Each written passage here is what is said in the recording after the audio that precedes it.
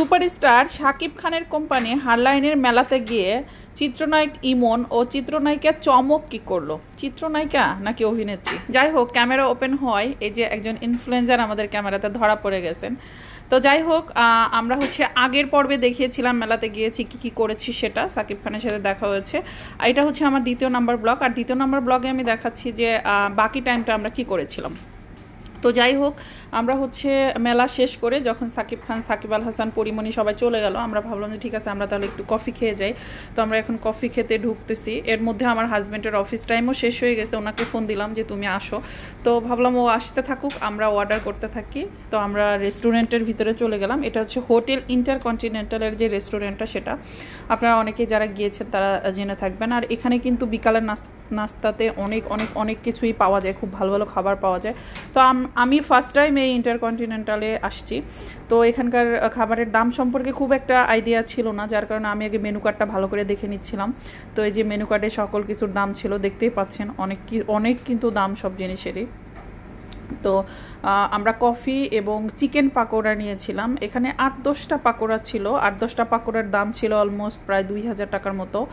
আর তারপর আমরা cold coffee নিয়েছিলাম আর হট কফিও নিয়েছিলাম আমার হাজব্যান্ডের জন্য। তো আমরা মেনু কার্ড দেখতেছিলাম, দেখতে দেখতে হঠাৎ করে খেয়াল করলাম যে আমাদের পিছনেই ইমন ও অভিনেত্রী চমককে অনেকেই চিনে থাকবেন, ওনারা কোনো একটা মিটিং করতেছে। তো আমার মেয়ে আমাকে বলতেছে, মা উনি দেখো ইমন।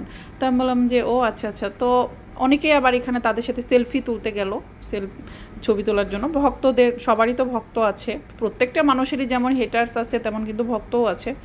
তো আমরা আর কাছে এগিয়ে যাইনি, দূর থেকেই ভিডিও করলাম। তো অনেকেই যে ওনাদের সাথে ছবি তুলতেছে, যে দেখতেই পাচ্ছেন। তো এই দিন চমক খুবই সুন্দর সাদা একটি শাড়ি ও সাথে ম্যাচিং জুয়েলারি পরেছিল, খুব সুন্দর লাগছিল ওনাকে। এবং ওনাকে আমি নাটকে যতটা না হেভি দেখেছি, সামনে থেকে অনেক বেশি চিকন। আর ইমন এখানে লাল একটি টি শার্ট পরেছে, দেখতেই পাচ্ছেন। ইমন তো মাশাআল্লাহ সুন্দর দেখতে মোটামুটি। তো দেখতে দেখতে অনেকগুলো ভক্তই তাদের কাছে চলে এসেছেন ছবি তোলার জন্য। আমার মেয়ে বলতেছে যাবা ছবি তুলবা, আমি বলছি না যাবো না, আমরা তো এখান থেকে আমাদের ভিডিও করে নিলাম, দ্যাটস ইট, ছবি তুলতে হবে না, ছবি তুলতে হবে এমন না। তো এই আর কি। তারপরে একটু পরে আমার বর চলে আসে এবং তারপর আমরা খাওয়া দাওয়া করে আবার একবার মেলাতে ঢুকবো। তো এইখানের যে কোল্ড কফিটা ছিল সেটা কিন্তু আমি প্রথমে ট্রাই করতেছিলাম, এবং প্রথমে আমি তো চিনি খাই না, যেহেতু আমি অনেক বেশি মুটিয়ে গেছি। তো চিনি ছাড়া কফিটা, ওরা সাথে মধু দিয়েছিল সেটা তো আমি দেইনি। তো আমার কাছে মনে হচ্ছে যেন একদম তিতা, চিনি ছাড়া কফি, বুঝতেই পারতেছেন। তো ঠান্ডা থাকার কারণে একটু খেতে পেরেছি, একটু ভঙও করলাম বা একটু ঢং করলাম আপনাদের সাথে।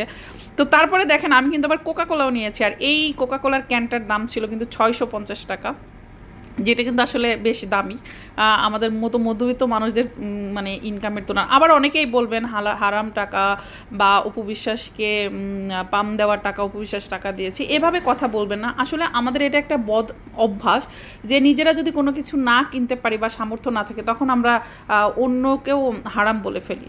তো যাই হোক, কোকটাও মজা ছিল। আমি ট্রাই করলাম যে আসলে আমরা বাইরে যে কোকাকোলাটা কিনে খাই সেটার সাথে এই কোকটার কোনো পার্থক্য আছে কিনা। তো বাইরে তো এরকম একটা কোক হয়তো 100 টাকা দাম হবে, তো সেখানে এটা 650 টাকা, মানে টেস্টে কোনো পার্থক্যই ছিল না। আর চিকেন পাকোড়াটা খুবই মজা ছিল। এই যে দেখেন, এই কয়টা পাকোড়ার দাম অলমোস্ট 2000 টাকা, কিন্তু মজা ছিল, ভেরি টেস্টি ছিল।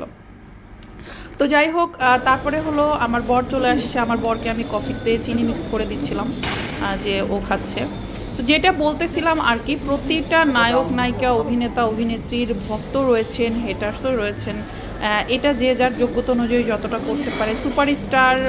সুপারস্টার কিন্তু সবাই হতে পারে না। ভক্তের ভালোবাসাও যেমন নিতে হবে, তেমন কিন্তু হেটার্সদের যে ঘৃণাটা সেটাও আপনাকে সহ্য করতে হবে, বা হেটার্সদের থেকে জানতে পারবেন ভুলগুলো কোথায়, বা আপনি নিজেকে কোথায় কোথায় চেঞ্জ করবেন। তো সেটা যদি আপনার করার মানসিকতা না থাকে, আপনি কোনোদিনই সুপারস্টার হতে পারবেন না।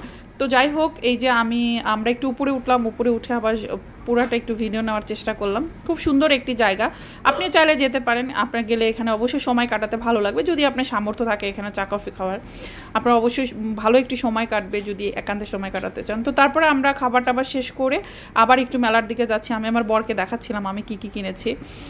তারপরে আমরা আবার মেলার দিকে যাব, গিয়ে আমার হাজবেন্ডকে নিয়ে একটু মেলার মধ্যে ঘুরবো। কী কী স্টল ছিল। ও যেহেতু পরে আসছে এই জন্যই ওকে নিয়ে আবার গেলাম। যাওয়ার পরে মেলা টেলা ঘুরে তারপর আমরা বাসায় চলে আসছি। তো কেমন লেগেছে আমার ভিডিওটি অবশ্যই কমেন্ট বক্সে কমেন্টস করে জানাবেন। আর সবাইকে অনেক অনেক ধন্যবাদ ও ভালোবাসা, আমাকে এত এত ভালোবাসা দেখানোর জন্য এবং এত এত এত বেশি সাপোর্ট করার জন্য। আপনারা সব সময় আমাকে এত বেশি সাপোর্ট করতেছেন যে আমি ভিডিও বানানোর কন্টিনিউ না রেখে থাকতে পারতেছি না। তো ভালো থাকবেন সবাই, দেখা হবে আগামী ভিডিওতে। আজকের মতো বিদায়, আল্লাহ হাফেজ।